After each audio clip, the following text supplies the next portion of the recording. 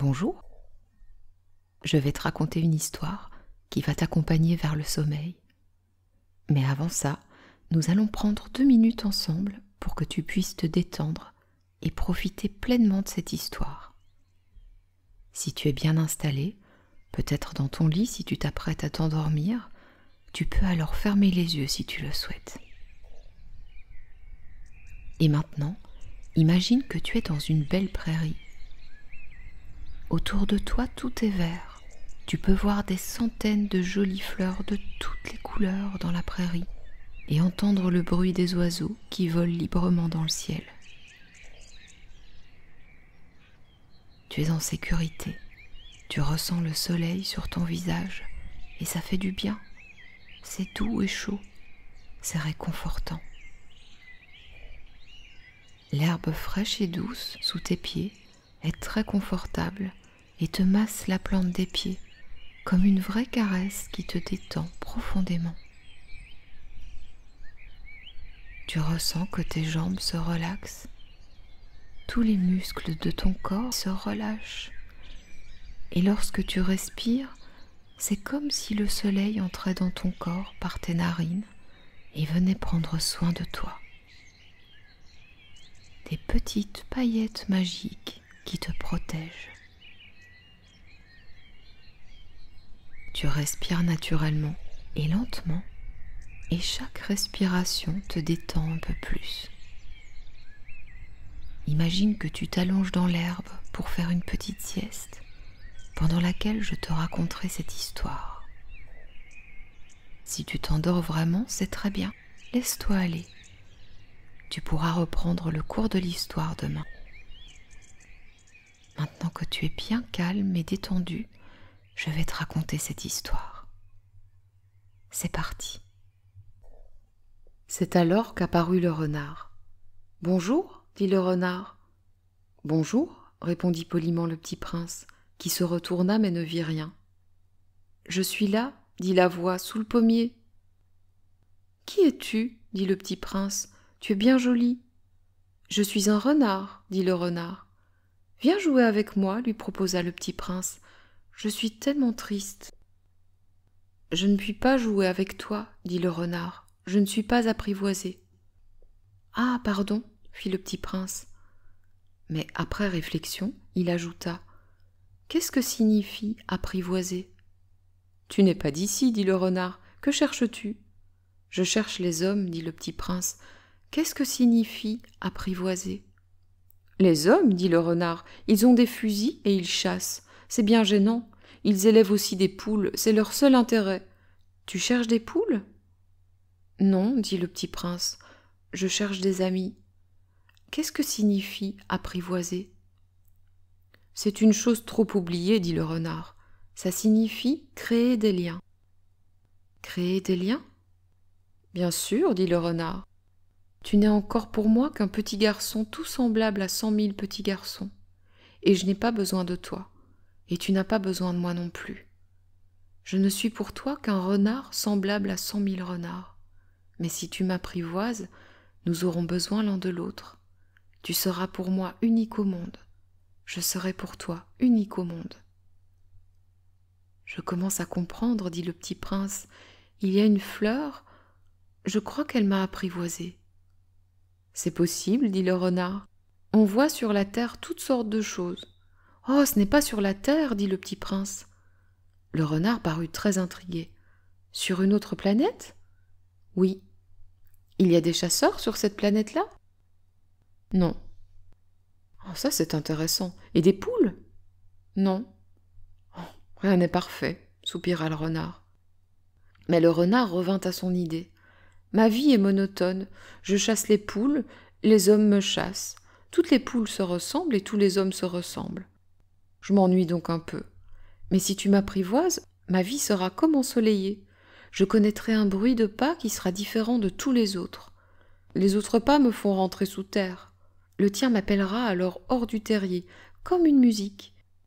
Et puis regarde, tu vois là-bas les champs de blé ? Je ne mange pas de pain. Le blé pour moi est inutile. Les champs de blé ne me rappellent rien, et ça c'est triste. Mais tu as des cheveux couleur d'or. Alors, ce sera merveilleux quand tu m'auras apprivoisé. Le blé, qui est doré, me fera souvenir de toi. Et j'aimerai le bruit du vent dans le blé. Le renard se tut et regarda longtemps le petit prince. « S'il te plaît, apprivoise-moi, dit-il. »« Je veux bien, répondit le petit prince, mais je n'ai pas beaucoup de temps. J'ai des amis à découvrir et beaucoup de choses à connaître. »« On ne connaît que les choses que l'on apprivoise, dit le renard. Les hommes n'ont plus le temps de rien connaître. Ils achètent des choses toutes faites chez les marchands. Mais comme il n'existe point de marchands d'amis, les hommes n'ont plus d'amis. Si tu veux un ami, apprivoise-moi. »« Que faut-il faire, dit le petit prince. »« Il faut être très patient, répondit le renard. Tu t'assoiras d'abord un peu loin de moi, comme ça, dans l'herbe. Je te regarderai du coin de l'œil et tu ne diras rien. Le langage est source de malentendus. Mais chaque jour, tu pourras t'asseoir un peu plus près. » Le lendemain revint le petit prince. « Il eût mieux valu revenir à la même heure, dit le renard. Si tu viens par exemple à 4 heures de l'après-midi, dès 3 heures je commencerai d'être heureux. Plus l'heure avancera, plus je me sentirai heureux. À 4 heures déjà, je m'agiterai et m'inquiéterai. Je découvrirai le prix du bonheur. Mais si tu viens n'importe quand, je ne saurai jamais à quelle heure m'habiller le cœur. Il faut des rites. »« Qu'est-ce qu'un rite ?» dit le petit prince. « C'est aussi quelque chose de trop oublié, dit le renard. C'est ce qui fait qu'un jour est différent des autres jours, une heure des autres heures. Il y a un rite, par exemple, chez mes chasseurs. Ils dansent le jeudi avec des filles du village. Alors, le jeudi est jour merveilleux.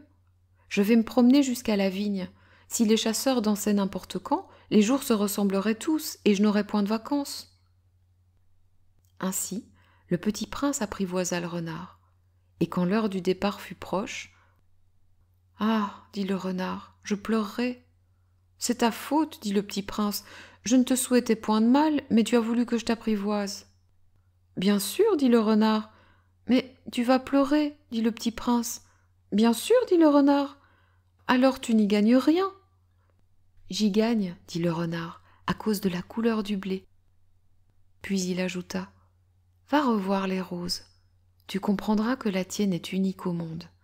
Tu reviendras me dire adieu et je te ferai cadeau d'un secret. » Le petit prince s'en fut revoir les roses. « Vous n'êtes pas du tout semblable à ma rose. Vous n'êtes rien encore, leur dit-il. Personne ne vous a apprivoisé et vous n'avez apprivoisé personne. Vous êtes comme était mon renard. Ce n'était qu'un renard semblable à 100 000 autres, mais j'en ai fait mon ami et il est maintenant unique au monde. » Et les roses étaient bien gênées. « Vous êtes belles, mais vous êtes vides, leur dit-il encore. On ne peut pas mourir pour vous. Bien sûr, ma rose à moi, un passant ordinaire croira qu'elle vous ressemble, mais à elle seule, elle est plus importante que vous toutes, puisque c'est elle que j'ai arrosée. Puisque c'est elle que j'ai mise sous globe. Puisque c'est elle que j'ai abritée par le paravent. Puisque c'est elle dont j'ai tué les chenilles, sauf les 2 ou 3 pour les papillons. Puisque c'est elle que j'ai écouté se plaindre, ou se vanter, ou même quelquefois se taire. Puisque c'est ma rose. » Et il revient vers le renard. « Adieu, dit-il. Adieu, dit le renard. Voici mon secret. Et il est très simple. On ne voit bien qu'avec le cœur. L'essentiel est invisible pour les yeux. » « L'essentiel est invisible pour les yeux, » répéta le petit prince afin de se souvenir. « C'est le temps que tu as perdu pour ta rose qui fait ta rose si importante. »« C'est le temps que j'ai perdu pour ma rose, » fit le petit prince afin de se souvenir. « Les hommes ont oublié cette vérité, dit le renard, mais tu ne dois pas l'oublier. Tu deviens responsable pour toujours de ce que tu as apprivoisé. Tu es responsable de ta rose. »« Je suis responsable de ma rose, » répéta le petit prince, afin de se souvenir. « Bonjour, dit le petit prince. »« Bonjour, dit l'aiguilleur. »« Que fais-tu ici, dit le petit prince. »« Je trie les voyageurs par paquets de 1000, dit l'aiguilleur. J'expédie les trains qui les emportent, tantôt vers la droite, tantôt vers la gauche. »« et un rapide illuminé, grondant comme le tonnerre, fit trembler la cabine d'aiguillage. « Ils sont bien pressés, dit le petit prince, que cherchent-ils » ? L'homme de la locomotive l'ignore lui-même, dit l'aiguilleur. Et gronda en sens inverse un second rapide illuminé. « Ils reviennent déjà » demande le petit prince. « Ce ne sont pas les mêmes, dit l'aiguilleur, c'est un échange. » Ils n'étaient pas contents là où ils étaient ? On n'est jamais content là où on est, dit l'aiguilleur. Et gronda le tonnerre d'un troisième rapide illuminé. « Ils poursuivent les premiers voyageurs » demanda le petit prince. « Ils ne poursuivent rien du tout, dit l'aiguilleur. Ils dorment là-dedans ou bien ils bâillent. Les enfants seuls écrasent leur nez contre les vitres. »« Les enfants seuls savent ce qu'ils cherchent, fit le petit prince. Ils perdent du temps pour une poupée de chiffon et elle devient très importante. Et si on la leur enlève, ils pleurent. Ils ont de la chance, dit l'aiguilleur. Bonjour, dit le petit prince. Bonjour, dit le marchand. C'était un marchand de pilules perfectionnées qui apaise la soif. On en avale une par semaine et l'on n'éprouve plus le besoin de boire. Pourquoi vends-tu ça, dit le petit prince. C'est une grosse économie de temps, dit le marchand. Les experts ont fait des calculs, on épargne 53 minutes par semaine. Et que fait-on de ces 53 minutes ? On en fait ce que l'on veut. Moi, se dit le petit prince, si j'avais 53 minutes à dépenser, je marcherais tout doucement vers une fontaine. Nous en étions au 8e jour de ma panne dans le désert et j'avais écouté l'histoire du marchand en buvant la dernière goutte de ma provision d'eau. « Ah, dis-je au petit prince, ils sont bien jolis tes souvenirs, mais je n'ai pas encore réparé mon avion, je n'ai plus rien à boire, et je serais heureux, moi aussi, si je pouvais marcher tout doucement vers une fontaine. » Mon ami le renard, « Mon petit bonhomme, il ne s'agit plus du renard. »« Pourquoi ? » ?»« Parce qu'on va mourir de soif. » Il ne comprit pas mon raisonnement, il me répondit « C'est bien d'avoir eu un ami, même si l'on va mourir. Moi, je suis bien content d'avoir eu un ami renard. »« Il ne mesure pas le danger, me dis-je. Il n'a jamais ni faim ni soif. Un peu de soleil lui suffit. » Mais il me regarda et répondit à ma pensée. « J'ai soif aussi. Cherchons un puits. » J'eus un geste de lassitude. Il est absurde de chercher un puits au hasard dans l'immensité du désert. Cependant, nous nous mîmes en marche. Quand nous eûmes marché des heures en silence, la nuit tomba et les étoiles commencèrent de s'éclairer. Je les apercevais comme en rêve, ayant un peu de fièvre à cause de ma soif. Les mots du petit prince dansaient dans ma mémoire. « Tu as donc soif, toi aussi ?» lui demandai-je. Mais il ne répondit pas à ma question. Il me dit simplement « L'eau peut aussi être bonne pour le cœur. » Je ne compris pas sa réponse, mais je me tus. Je savais bien qu'il ne fallait pas l'interroger. Il était fatigué, il s'assit. Je m'assis aussi près de lui. Et après un silence, il dit encore « Les étoiles sont belles à cause d'une fleur que l'on ne voit pas. » Je répondis « Bien sûr », et je regardai sans parler les plis du sable sous la lune. « Le désert est beau », ajouta-t-il. Et c'était vrai. J'ai toujours aimé le désert. On s'assoit sur une dune de sable, on ne voit rien, on n'entend rien. Et cependant, quelque chose rayonne en silence. « Ce qui embellit le désert, dit le petit prince, c'est qu'il cache un puits quelque part. » Je fus surpris de comprendre soudain ce mystérieux rayonnement du sable. Lorsque j'étais petit garçon, j'habitais une maison ancienne, et la légende racontait qu'un trésor y était enfoui. Bien sûr, jamais personne n'a su le découvrir, ni peut-être même ne l'a cherché, mais il enchantait toute cette maison. Ma maison cachait un secret au fond de son cœur. Oui, dis-je au petit prince, qu'il s'agisse de la maison, des étoiles ou du désert, ce qui fait leur beauté est invisible. « Je suis content, dit-il, que tu sois d'accord avec mon renard. » Comme le petit prince s'endormait, je le pris dans mes bras et me remis en route. J'étais ému. Il me semblait porter un trésor fragile. Il me semblait même qu'il n'y eût rien de plus fragile sur la terre. Je regardais, à la lumière de la lune, ce front pâle, ses yeux clos, ses mèches de cheveux qui tremblaient au vent, et je me disais, ce que je vois là n'est qu'une écorce. Le plus important est invisible. Comme ses lèvres entr'ouvertes ébauchaient un demi-sourire, je me dis encore, ce qui m'émeut si fort de ce petit prince endormi, c'est sa fidélité pour une fleur. C'est l'image d'une rose qui rayonne en lui comme la flamme d'une lampe, même quand il dort. Et je le devinais plus fragile encore. Il faut bien protéger les lampes, un coup de vent peut les éteindre. Et, marchant ainsi, je découvris le puits au lever du jour.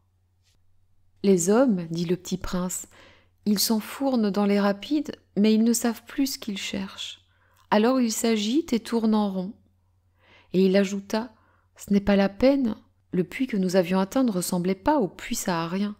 Les puits sahariens sont de simples trous creusés dans le sable. Celui-là ressemblait à un puits de village.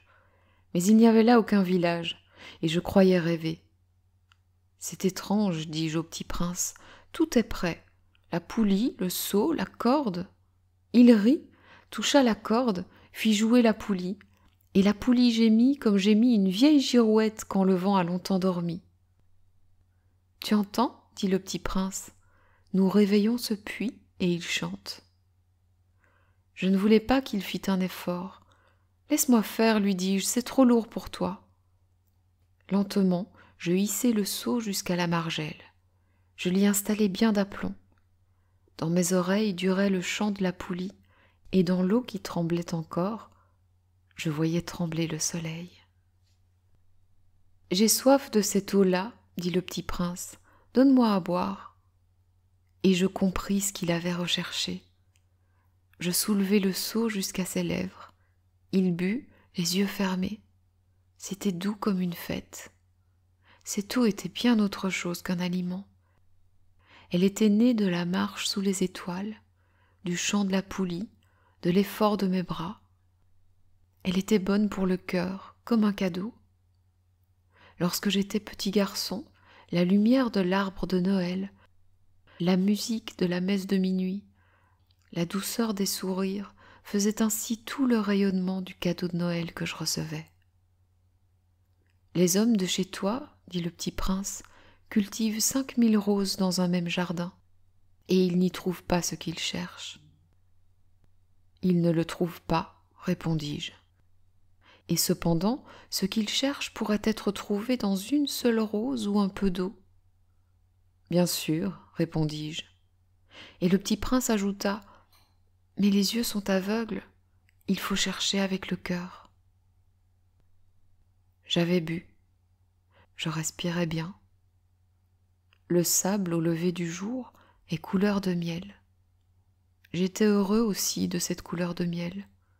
Pourquoi fallait-il que j'eusse de la peine ?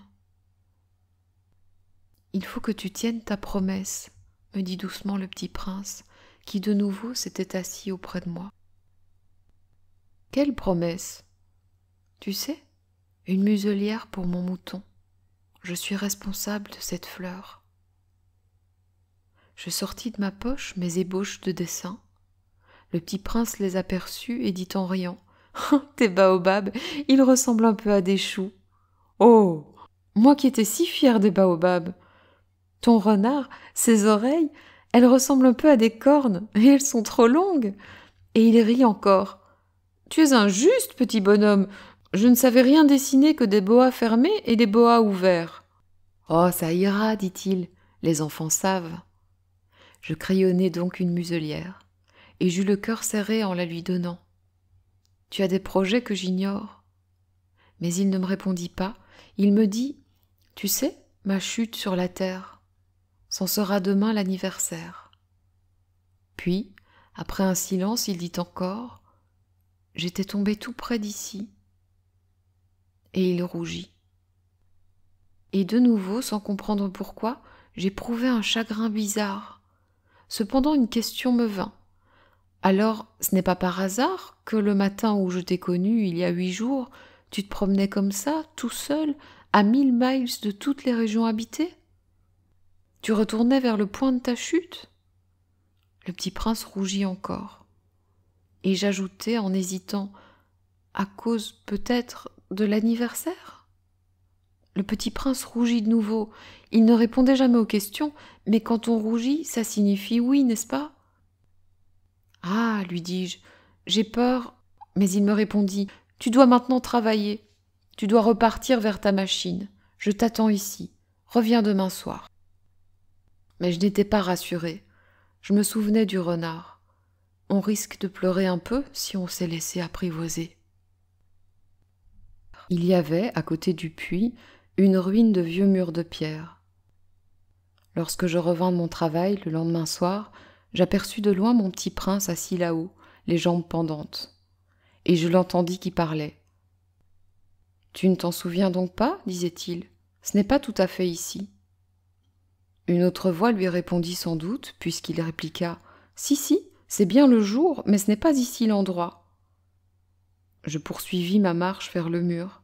Je ne voyais ni n'entendais toujours personne. Pourtant, le petit prince répliqua de nouveau. « Bien sûr, tu verras où commence ma trace dans le sable. Tu n'as qu'à m'y attendre, j'y serai cette nuit. » J'étais à 20 mètres du mur et je ne voyais toujours rien. Le petit prince dit encore, après un silence, « Tu as du bon venin? Tu es sûr de ne pas me faire souffrir longtemps ?» Je fis halte, le cœur serré, mais je ne comprenais toujours pas. « Maintenant va-t'en, dit-il, je veux redescendre. » Alors, j'abaissai moi-même les yeux vers le pied du mur et je fis un bond. Il était là, dressé vers le petit prince, un de ces serpents jaunes qui vous exécutent en 30 secondes. Tout en fouillant ma poche pour en tirer mon revolver, je pris le pas de course. Mais au bruit que je fis, le serpent se laissa doucement couler dans le sable, comme un jet d'eau qui meurt, et sans trop se presser, se faufila entre les pierres avec un léger bruit de métal. Je parvins au mur juste à temps pour y recevoir dans mes bras mon petit bonhomme de prince, pâle comme la neige. « Quelle est cette histoire-là? Tu parles maintenant avec les serpents ?» J'avais défait son éternel cache-nez d'or. Je lui avais mouillé les tempes et l'avais fait boire. Et maintenant, je n'osais plus rien lui demander. Il me regarda gravement et m'entoura le cou de ses bras. Je sentais battre son cœur comme celui d'un oiseau qui meurt quand on l'a tiré à la carabine. Il me dit « Je suis content que tu aies trouvé ce qui manquait à ta machine. Tu vas pouvoir rentrer chez toi. » Comment sais-tu ? Je venais justement lui annoncer que, contre toute espérance, j'avais réussi mon travail. Il ne répondit rien à ma question, mais il ajouta « Moi aussi, aujourd'hui, je rentre chez moi. » Puis, mélancolique, « C'est bien plus loin, c'est bien plus difficile. » Je sentais bien qu'il se passait quelque chose d'extraordinaire. Je le serrais dans les bras comme un petit enfant, et cependant, il me semblait qu'il coulait verticalement dans un abîme sans que je puisse rien pour le retenir. Il avait le regard sérieux, perdu très loin. « J'ai ton mouton, et j'ai la caisse pour le mouton, et j'ai la muselière. » Et il sourit avec mélancolie. J'attendis longtemps. Je sentais qu'il se réchauffait peu à peu. « Petit bonhomme, tu as eu peur. » Il avait eu peur, bien sûr, mais il rit doucement. J'aurais bien plus peur ce soir. De nouveau, je me sentis glacée par le sentiment de l'irréparable, et je compris que je ne supportais pas l'idée de ne plus jamais entendre ce rire. C'était pour moi comme une fontaine dans le désert. « Petit bonhomme, je veux encore t'entendre rire. » Mais il me dit « Cette nuit, ça fera 1 an. Mon étoile se trouvera juste au-dessus de l'endroit où je suis tombée l'année dernière. » Petit bonhomme, n'est-ce pas que c'est un mauvais rêve, cette histoire de serpent et de rendez-vous et d'étoiles ? Mais il ne répondit pas à ma question. Il me dit « Ce qui est important, ça ne se voit pas. » Bien sûr, c'est comme pour la fleur. Si tu aimes une fleur qui se trouve dans une étoile, c'est doux, la nuit, de regarder le ciel. Toutes les étoiles sont fleuries. Bien sûr, c'est comme pour l'eau. Celle que tu m'as donnée à boire était comme une musique, à cause de la poulie et de la corde. Tu te rappelles? Elle était bonne. Bien sûr, tu regarderas la nuit les étoiles. C'est trop petit chez moi pour que je te montre où se trouve la mienne. C'est mieux comme ça. Mon étoile, ce sera pour toi une des étoiles. Alors toutes les étoiles, tu aimeras les regarder. Elles seront toutes tes amies. Et puis je vais te faire un cadeau. Il rit encore. Oh, petit bonhomme, j'aime entendre ce rire. Justement, ce sera mon cadeau. Ce sera comme pour l'eau. Que veux-tu dire? Les gens ont des étoiles qui ne sont pas les mêmes. Pour les uns qui voyagent, les étoiles sont des guides. Pour d'autres, elles ne sont rien que de petites lumières. Pour d'autres qui sont savants, elles sont des problèmes. Pour mon businessman, elles étaient de l'or. Mais toutes ces étoiles-là se taisent. Toi, tu auras des étoiles comme personne n'en a. Que veux-tu dire? Quand tu regarderas le ciel, la nuit, puisque j'habiterai dans l'une d'elles, puisque je rirai dans l'une d'elles, alors ce sera pour toi comme si riaient toutes les étoiles. Tu auras, toi, des étoiles qui savent rire. Et il rit encore. Et quand tu seras consolé, on se console toujours. Tu seras content de m'avoir connu. Tu seras toujours mon ami. Tu auras envie de rire avec moi. Et tu ouvriras parfois ta fenêtre comme ça, pour le plaisir. Et tes amis seront bien étonnés de te voir rire en regardant le ciel. Alors tu leur diras « Oui, les étoiles, ça me fait toujours rire. » Et ils te croiront fou. Je t'aurais joué un bien vilain tour. Et il rit encore. Ce sera comme si je t'avais donné, au lieu d'étoiles, des tas de petits grelots qui savent rire. Et il rit encore, puis il redevint sérieux. Cette nuit, tu sais, ne viens pas. Je ne te quitterai pas, dis-je. Il répondit, j'aurais l'air d'avoir mal, j'aurais un peu l'air de mourir. C'est comme ça. Ne viens pas voir ça, ce n'est pas la peine. Je ne te quitterai pas. Mais il était soucieux. Je te dis ça, c'est à cause aussi du serpent. Il ne faut pas qu'il te morde. Les serpents, c'est méchant, ça peut mordre pour le plaisir. Je ne te quitterai pas. Mais quelque chose le rassura. C'est vrai qu'ils n'ont plus de venin pour la seconde morsure. Cette nuit-là, je ne le vis pas se mettre en route. Il s'était évadé sans bruit. Quand je réussis à le rejoindre, il marchait décidé, d'un pas rapide. Il me dit seulement « Ah, tu es là ?» Et il me prit la main. Mais il se tourmenta encore. « Tu as eu tort, tu auras de la peine. J'aurai l'air d'être mort et ce ne sera pas vrai. » Moi, je me taisais. « Tu comprends, c'est trop loin. Je ne peux pas emporter ce corps-là. C'est trop lourd. » Moi, je me taisais. Mais ce sera comme une vieille écorce abandonnée. Ce n'est pas triste, les vieilles écorces. Moi, je me taisais. Il se découragea un peu, mais il fit encore un effort. Ce sera gentil, tu sais. Moi aussi, je regarderai les étoiles. Toutes les étoiles seront des puits avec une poulie rouillée. Toutes les étoiles me verseront à boire. Moi, je me taisais. Ce sera tellement amusant.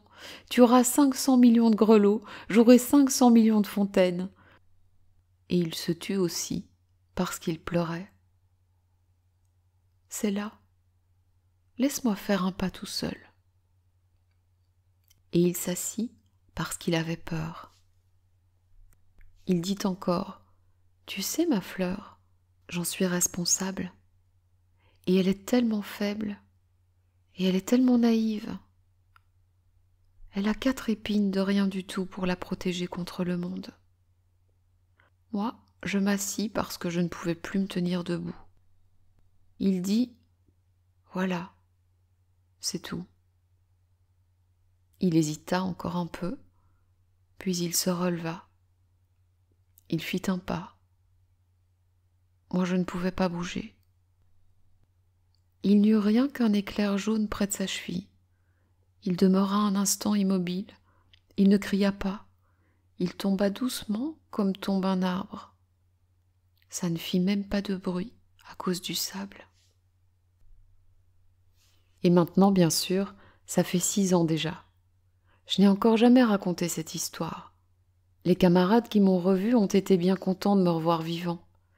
J'étais triste, mais je leur disais « c'est la fatigue ». Maintenant, je me suis un peu consolée, c'est-à-dire pas tout à fait. Mais je sais bien qu'il est revenu à sa planète, car au lever du jour, je n'ai pas retrouvé son corps. Ce n'était pas un corps tellement lourd. Et j'aime la nuit écouter les étoiles. C'est comme 500 millions de grelots. Mais voilà qu'il se passe quelque chose d'extraordinaire. La muselière que j'ai dessinée pour le petit prince, j'ai oublié d'y ajouter la courroie de cuir. Il n'aura jamais pu l'attacher au mouton. Alors je me demande, que s'est-il passé sur sa planète? Peut-être bien que le mouton a mangé la fleur. Tantôt je me dis, sûrement non, le petit prince enferme sa fleur toutes les nuits sous son globe de verre, et il surveille bien son mouton. Alors je suis heureux, et toutes les étoiles rient doucement. Tantôt je me dis, on est distrait une fois ou l'autre, et ça suffit. Il a oublié un soir le globe de verre, ou bien le mouton est sorti sans bruit pendant la nuit. Alors les grelots se changent tous en larmes. C'est là un bien grand mystère. Pour vous qui aimez aussi le petit prince comme pour moi, rien de l'univers n'est semblable si quelque part, on ne sait où, un mouton que nous ne connaissons pas a, oui ou non, mangé une rose. Regardez le ciel, demandez-vous, le mouton, oui ou non, a-t-il mangé la fleur? Et vous verrez comme tout change. Et aucune grande personne ne comprendra jamais que ça a tellement d'importance. J'ai dessiné le plus beau et le plus triste paysage du monde. C'est ici que le petit prince a apparu sur terre, puis disparu. Regardez attentivement ce paysage afin d'être sûr de le reconnaître si vous voyagez un jour en Afrique, dans le désert. Et s'il vous arrive de passer par là, je vous en supplie, ne vous pressez pas. Attendez un peu, juste sous l'étoile. Si alors un enfant vient à vous, s'il rit, s'il a des cheveux d'or, s'il ne répond pas quand on l'interroge, vous devinerez bien qui il est. Alors, soyez gentil, ne me laissez pas tellement triste. Écrivez-moi vite qu'il est revenu. Voilà. Je te laisse maintenant à ton sommeil qui sera doux et tranquille. Et on se retrouve très vite pour une nouvelle histoire. À bientôt.